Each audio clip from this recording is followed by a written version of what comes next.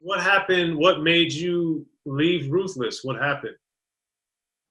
And I can tell you when I left. I left December 90, was it 92? 92.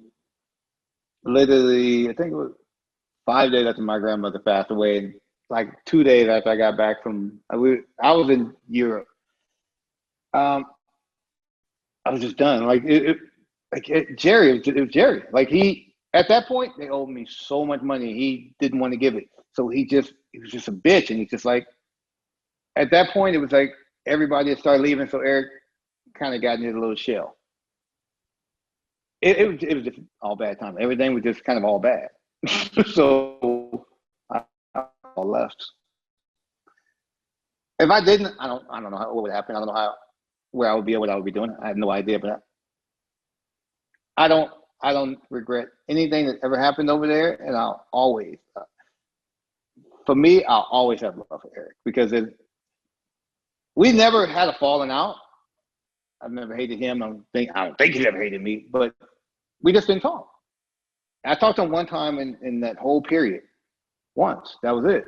But the love that I have for him, how he treated me for the 6 years I was around him, I'll never, ever, ever say anything negative about that man, ever. I can care less because that dude, he went beyond to look out for me and he didn't have to. I wasn't a deprived child or nothing like that. I wasn't homeless or no shit, but he kind of took me in. And just like, I think he felt so trusted in me. And then that's why when they did the movie, I was the first person Cube called. The first thing he said was like, I know how close you and Eric were. People knew how close we were. Like I knew shit that to this day Tamika probably don't even still know. Like that's how close I was with this man. So it's just like, I'll always have love for him. And that's why it hurts me when I don't see him get the love he deserves.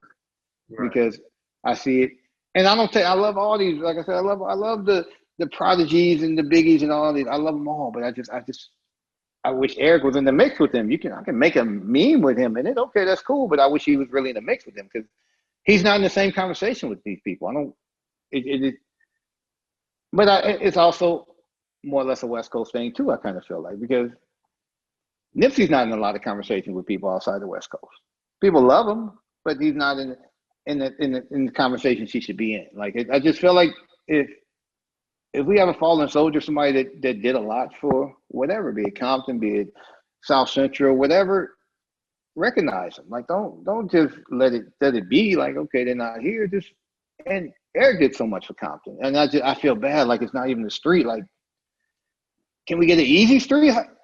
Fuck, turn his street is not even long. Turn that into Eazy Street. That'd be dope. He lives on Eazy and Greenleaf. Like that shit is dope. You know what I mean? Like, that's where he lived, right down the corner of Greenleaf. That's where I lived. I was on 2 blocks over. So Eazy and Greenleaf will be dope. Like, give him something. Just don't just use this man. Like, if you go to Compton, this is why it bugs me. If you go to Compton, if you drive downtown Compton, you go to, I think it's the Shoe Palace or some shit like that. You know what's in the window? No, you know what's in 3 windows? It's right out of Compton. You go to any liquor store, any little hood store, you know what's painted on the wall? Eric, N.W.A. You go to Tom Jr., you know what's in there? N.W.A. The whole shit is wrapped in N.W.A. You know what else? They got the gold stars, the Hollywood stars of each member all the way around. So Compton is still actively N.W.A. and Eazy. Like if you go there, you're gonna see presence. There's nowhere that you can go in Compton without seeing the presence of the group. So everybody's still eating off of him. Can he get something? Right. Anything like shit? Change Kelly Park to Easy Park. I just want him to have something. I want to feel like, okay, now his kid can be like, okay, my dad's getting recognized. Like it was cool seeing the ones I like at the gravesite because Erica was so happy because she put that together, his new headstone. What did he say? When I die, I wanted my shit to say put Compton on the map. That's what the fuck it says. So she did something that her father just kind of like subliminally threw out. So that made her feel beyond good. And everybody there should have felt like that. His other daughter shouldn't act like that. Tracy shouldn't act like that. This was like, even though it's sad that he's not here, but it was a happy moment because she put that together, something that made her feel good. And then you got this one over here automatically throwing the negativity out. Like, you should have left the devil at the gate. You know what I mean? Like, don't be like that. So it's like, I want this dude to get recognition. And I'm not going to ever stop. And like I said, people like you or whoever wants to try to make something happen for them, I support that shit 100%. If it turns out to get some momentum, that's when I'll holler at whoever you need me to holler at. I'm always willing to do that. I'm just not willing to do it for people that I know for a fact. It's just it's about a dollar for everybody on this side. It has to be some kind of monetary something to it. It can't just be like, oh, let me do it for the love of E. It has to be some kind of money or something involved. Right. Well, so that shit pisses me off. It really does make me mad. He was such a good dude, and fuck. Yeah.